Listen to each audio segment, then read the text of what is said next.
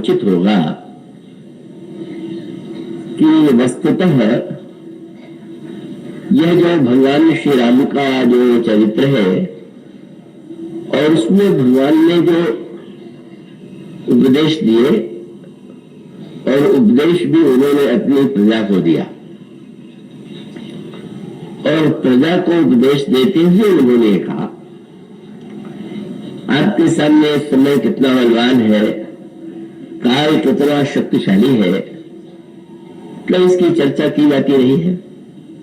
पर इसका यह अर्थ नहीं है कि समय की प्रबलता को ही हम हर बात के सामने प्रस्तुत करके कहें कि भाई मेरा क्या है, तो सब समय की बात है। और बहुधा तो हम ऐसे समय में ही समय की दुहाई देते हैं जब हमसे कोई कार्य ऐसा होता है कि जो इतना सार्थक नहीं होता।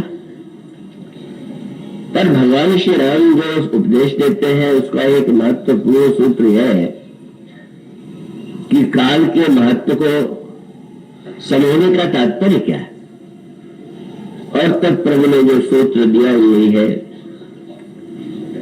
कि मनुष्य को यह विचारना चाहिए, देखना चाहिए कि ईश्वर ने उसे क्या क्या दिया।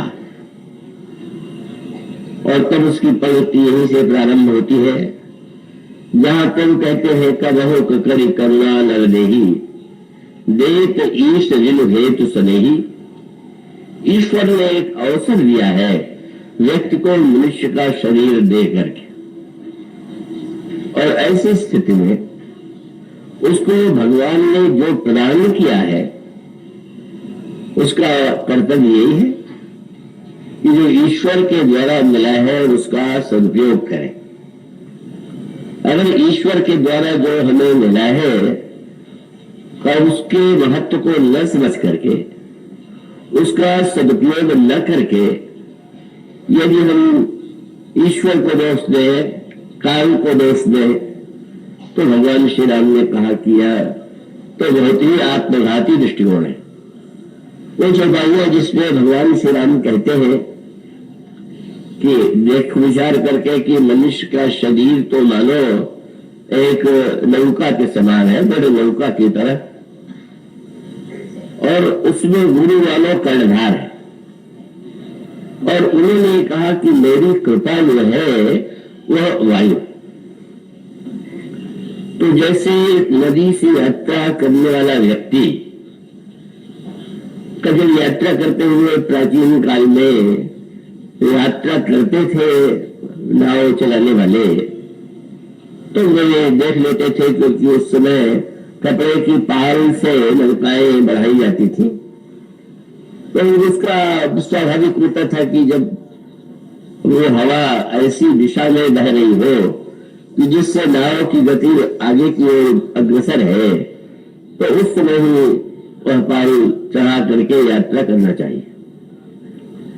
भगवान ये कहते हैं कि वस्तुतः मेरी कृपा जो है वही अनुकूल वायु है।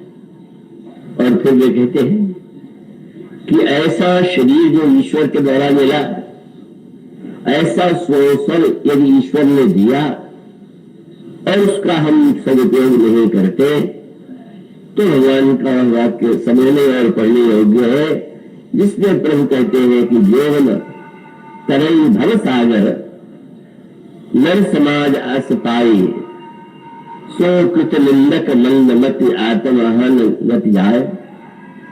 और भगवान का वाक्य है कि ऐसे अवसर का जब सदुपयोग न करके काल करो और ईश्वर पर वो दोष मर देता है, तो इससे बढ़ करके अविवेक नहीं होगा। काल जौन तरई भव सागर नर समाज अस्पाई के साथ भगवान कहते हैं कि वस्तुतः काल कर्म ईश्वर को मिथ्या दोष दे करके व्यक्ति अगर अपने को भुलावा देता है तो व्यक्ति तो आत्मघाती है, उसने अपने जीवन का स्वयं विनाश किया। तो उसमें प्रभु जो शब्द कहते हैं वो महत्व का, उसमें काल का ही नाम लेते हैं। काल ही कर्म ही ईश्वर ही मिथ्या दोष लगाए। तो प्रभु का तात्पर्य यह था कि काल का जो स्वरूप है, काल की जो महिमा है, कल हमारे लिए संदेश है, उपदेश है, प्रेरणा है और हमें उसका सदुपयोग करना चाहिए। और इस संदर्भ में आप मानस के जो दो पक्ष हैं, एक और भगवान श्री राम और दूसरी ओर रावण। रावण की निंदा हम क्यों करते हैं? रावण की सामर्थ्य को, रावण के ऐश्वर्य को, रावण की जो विजय गाथाएं हैं, उनको जब आप पढ़ते हैं तो कौन ऐसा व्यक्ति होगा कि जो आश्चर्यचकित न रह जाए? पर ऐसा होते हुए भी रावण निंदा का पात्र क्यों? और उसका उत्तर ये है कि जो कुछ उसे ईश्वर की ओर से मिला उसको उसने अपने ही पुरुषार्थ का परिणाम मान लिया और मान ही लिया नहीं लिया, उसका निरंतर दुरुपयोग किया। इस संदर्भ में भी उसी सूत्र की ओर जब श्री हनुमान जी औषधि लेने के लिए जा रहे हैं, क्योंकि श्री लक्ष्मण जी मूर्छित है, मृत्यु शैया पर पड़े हुए हैं और सुखेन वैद्य का कथन है कि औषधि जो है सूर्योदय से पहले आनी चाहिए। तो आप क्या पढ़ते हैं? यह काल नेमी के पास आकर के ये कहता है कि तुम वो जो औषधि लेने के लिए मानो जा रहा है, जो बड़ा बलवान है, उसकी गति बड़ी तीव्र है, तुम उसकी गति को रोक दो। तो अगर कोई व्यक्ति अपनी काल की क्षमता को, रावण का सेवक काल लेनी है, और वो अगर देखे तो बहुत अंशों में कभी कभी ये लगता है कि रावण तो काल का विजेता है, सारी प्रकृति, सारे देवता उसके अधीन है। ऐसी स्थिति में रावण के जीवन की विडंबना ये है कि वो काल का यदि उपयोग भी करता है तो दूसरों की गति रोकने में, दूसरों को मृत्यु की दिशा में धकेलने में का माना हो गया एक सांकेतिक तात्पर्य कि उस काल नेमी की गति इतनी तीव्र थी कि हनुमान जी से भी पहले वो आगे पहुंच गया। पर आगे पहुंच करके भी उसका उद्देश्य क्या था कि किसी प्रकार से हनुमान की गति को मैं रोक दूं, जिससे ये औषधि समय पर न आ सके और लक्ष्मण के प्राण चले जाए और लंकेश्वर की लंका का जो अधिपति है उसकी विजय हो। यद्यपि उसे ज्ञात था कि संभव नहीं, पर राम के आदेश को अस्वीकार करना उसके लिए संभव नहीं। तो मान लो रावण जैसा व्यक्ति जो काल का अगर एक स्वरूप देखे तो उसके जीवन में दिखाई देता है, वो कितना समर्थ है कि यह भी लगने लगा था लोगों को कि इसने तो मृत्यु को जीत लिया, जिसका सिर कटने पर और जिसकी भुजाएं कटने के बाद भी नए सिर और नई भुजाएं निकल आती हो। क्या ऐसा नहीं लगता है कि उसने भयानक काल को जीत लिया, मृत्यु को परास्त कर दिया? किंतु रावण की जो क्षमता है, जो चमत्कार है, और जो स्वामी जी ने कहा रावण से बढ़कर के योगी तो मिलना कठिन है, पर हाँ अगर ये योगी है तो उसके साथ एक और अक्षर जोड़ना होगा, पुरुष कुयोगी जीव उरगारी। रावण योगी नहीं, उसके लिए शब्द है कुयोगी। उसका अभिप्राय कि एकाग्रता की इतनी बड़ी शक्ति जिसके पास हो कि जिसके लिए जब जनक नंदिनी सीता ने त्रिटा से ये कहा कि पौष पूर्व से हमारे प्रेतम के बाण तो अमोघ है, तन का बाण लगने पर भी वह जीवित है, इसका कारण क्या है? तो प्रीता ने कहा कि क्षमा कीजिएगा, उसके कारण तो आप ही है। मैं उर्गा देवी, रावण हर क्षण आपका ध्यान करता रहता है। ध्यान के लिए कितना आप सब, हम सब प्रयत्न करते होंगे, थोड़ी देर ध्यान लग जाए इसके लिए व्यग्र रहते हैं। उसके लिए जाने कितनी साधनाएं बताई गई, पर आप कल्पना कीजिए कि उस व्यक्ति में कितनी एकाग्रता होगी। लंका में युद्ध हो गए, लंका में विनाश हुआ, लंका में योद्धा मारे जा रहे हैं और स्वयं ही उसके ऊपर वाणों का प्रहार हो रहा है। पर एक क्षण के लिए ही सीता जी को नहीं भूलता। क्या इतना बड़ा ध्यान करने वाला आपको कोई मिला होगा? मच्छर काट ले, मक्खी काट ले तो ध्यान टूट जाता है। और इतने बड़े बड़े पत्थर, पहाड़, अस्त्र के द्वारा भी क्या उसकी एकाग्रता तो नहीं होती। यह उसके जीवन की योग शक्ति का परिचायक। पर दुर्भाग्य क्या? दुर्भाग्य यही है कि वो जीवित रह करके क्या कर रहा? और उसका उत्तर ये कि जीवित रह करके वो दूसरों को मृत्यु की दिशा में ढकेल रहा है, अधिक से अधिक लोगों का वध कर रहा है। मानो उसकी अमरता दूसरों के लिए अभिशाप है। ऐसी स्थिति में, ऐसी काल की जो एकाग्रता की शक्ति है, इसको एक श्लोक में जिसे आपने बार बार सुना होगा, उसको दूसरे इसी रूप में प्रस्तुत किया गया कि कुंभकर्ण से जब उसने यह समाचार सुनाए तो कुंभकर्ण ने यह पूछ दिया कि तुमने कार्य तो अत्यंत अनुचित किया, लेकिन अपने इतना अनुचित किया था तो और थोड़ा कर लेते क्या? तो तुम तो चाहे जो रूप बना सकते हो। तुमने एकाग्रता इतनी है कि जो संकल्प कर लेते हो वही तुम्हारा शरीर और स्वरूप बन जाता है। तो यदि सीता जी का हल करके लाए तो तुम ऐसा संकल्प करते और राम का रूप बना लेते और सीता भ्रमित हो जाती, शायद तुम्हारी इच्छा पूर्ण हो जाती। पर संस्कृत श्लोक में यही कहा गया कि रावण ने कहा कि हाँ, मैंने भी सोचा, मैंने भी प्रयास किया, लेकिन क्या बताने?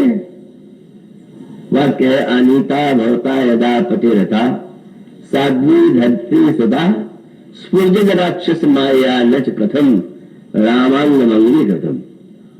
रावण कहता है, जब मैंने सोचा कि राम का रूप बनावे और ध्यान करने बैठा तो ये दशा हो गई कि कर्तुश्चेतसि राम रूप ममलम दोरा दल श्यामलम तुच्छम ब्रह्म पदम परम परवधो संगप संगपदो।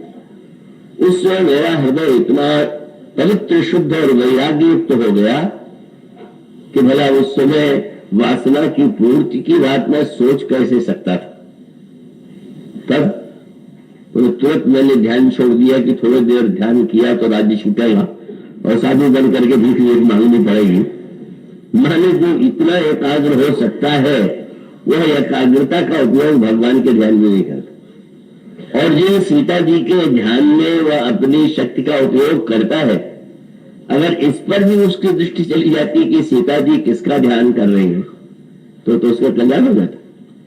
क्योंकि त्रिजटा ने कहा कि रावण का दुर्भाग्य यह है कि हर क्षण आपकी स्मृति बनी, लेकिन उसको ये पता नहीं है कि आप तो निरंतर श्री राम भद्र के ध्यान में डूबी हुई। और इसलिए प्रभु के सामने समस्या ये है, यही कि हृदय बस जानकी उर मम बास है, मम भुवन उदर अनेक राजत लगे सबकर नाश। अगर मैं रावण पर बाण चला दूंगा तो संसार का विनाश हो जाएगा। अब कल्पना कीजिए, जिसमें इतनी क्षमता हो, इतनी एकाग्रता हो, इतनी सामर्थ्य हो, भगवान राम को ही यह सोचना पड़ता हो कि कहीं विश्व का विनाश तो नहीं हो जाएगा रावण के विनाश के साथ साथ। उस पर बहुत इस व्याख्या करने का अवसर नहीं, पर कितनी बढ़िया बात आती है। उपदेश किया जाता है शास्त्रों में, एकाग्र बनिए, ध्यान कीजिए। आजकल तो लोगों को ध्यान का एक फैशन सभी बन गया है, लेकिन क्या यह जो एकाग्रचित्त इतना ध्यान योगी रावण है? सीता जी ने पूछा कि फिर तो इसका विनाश हो गई नहीं?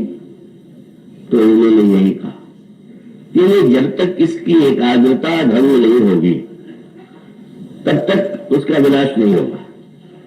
और इसका उपाय क्या है कि प्रभु को एक ऐसे बाण का प्रयोग करना होगा कि इस बाण के प्रहार से वो आपको भूल जाए, और जिस समय वो आपसे के ध्यान से अलग हो जाएगा और उस समय प्रभु के बाण से उसका विनाश हो जाएगा। लागत सर हो ही विकल छूट जाए ही तो ध्यान, तब रावण ही मारी है छलमह कृपा निधान। तो इसका अभिप्राय है कि वह व्यक्ति कितना बड़ा योगी, कितना एकाग्रता की शक्ति उसने पाई, किस तरह से लगा कि उसने काल को परास्त कर लिया है, पर सबका उपयोग क्या है। रावण का चरित्र माने जिसने सब कुछ पाया और सब कुछ पाने के बाद भी सबका दुरुपयोग ही किया। अगर 10 सिर मिले तो दुरुपयोग, शरीर मिला, शक्ति मिली, सामर्थ्य मिली, ऐश्वर्य मिला, सब कुछ जब रावण के द्वारा उसका दुरुपयोग होता है तो हम उसको निंदा के निंदक के रूप में देखते हैं। और उसका अभिप्राय हम सबके लिए चेतावनी कि जो हमें मिला है उसका हम सदुपयोग कर रहे हैं कि नहीं कर रहे हैं, या रावण के समान कहीं दुरुपयोग तो नहीं कर रहे हैं। तो रावण भी हमारा आदर्श नहीं हो सकता और कुंभकर्ण भी नहीं हो सकता। क्यों? रावण ने जब कुंभकर्ण को जगाया क्योंकि वो तो घर ही नहीं सो रहा था, सब महीने सोता रहता है, तो उस समय नारद जिस समय रावण को कुंभकर्ण उपदेश देने लगा तो बड़े आश्चर्य से रावण ने कुंभकर्ण की ओर देखा, अरे तुम तो बड़ी काम करते हो, या तो खाते हो या सोते हो, 6 महीने सोते हो, 1 दिन जगते हो, ये इतनी ऊंची बातें तुम कैसे सुना रहे हो। तो उसने बताया कि नहीं, जिस समय मैं जाग रहा था उसी समय नारद जी आ गए और उन्होंने मुझसे कहा कि मैं थोड़ा तुम्हें उपदेश देना चाहता हूं, तो मैंने सुन लिया। नारद मुनि ज्ञान जो कहा, अच्छा, लेकिन वही समस्या कि जिनके पास समय है वो समय का दुरुपयोग करते हुए वस्तु का दुरुपयोग करते हुए दिखाई दे रहे हैं, और कुछ लोग कुंभकर्ण की तरह आलस्य का प्रयोग करते हुए क्या कहते हैं, कहते हुए तो ही समय निर्वाह, मतलब सो गया सुन करके समय बीत गया। जिनको समय ही नहीं मिलता कि क्या बताना, समय ही नहीं मिलता। अगर आप सब भी उसी वाक्य का प्रयोग करते हो कि आपको जो सुनी हुई बातें हैं उसको जीवन में उतारने का समय नहीं मिलता, तो आप कुंभकर्ण के अनुगामी होंगे, और यदि जो मिला है उसका दुरुपयोग करते हैं तो रावण का अनुगमन। न हमारा आदर्श रावण है और न तो कुंभकर्ण है।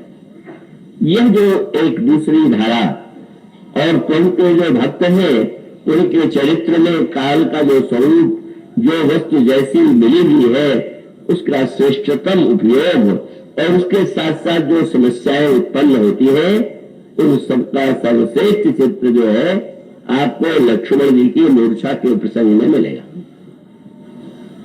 लक्ष्मण जी सर्वत्यागी, पर सर्वत्यागी कहे कि उन्होंने सर्व को सही अर्थों में पा लिया है, और उसका अभिप्राय है कि प्रभु के प्रति उनका इतना समर्पित जीवन है कि वो व्यवहारिक अर्थों में देखें तो अपने पत्नी उर्मिला से भी अलग होकर के, राज्य से अलग होकर के प्रभु श्री रामभद्र के साथ निरंतर यात्रा कर रहे हैं, और समस्त परिस्थितियों में वे भगवान श्री राम का अनुगमन करते हुए दिखाई दे रहे हैं।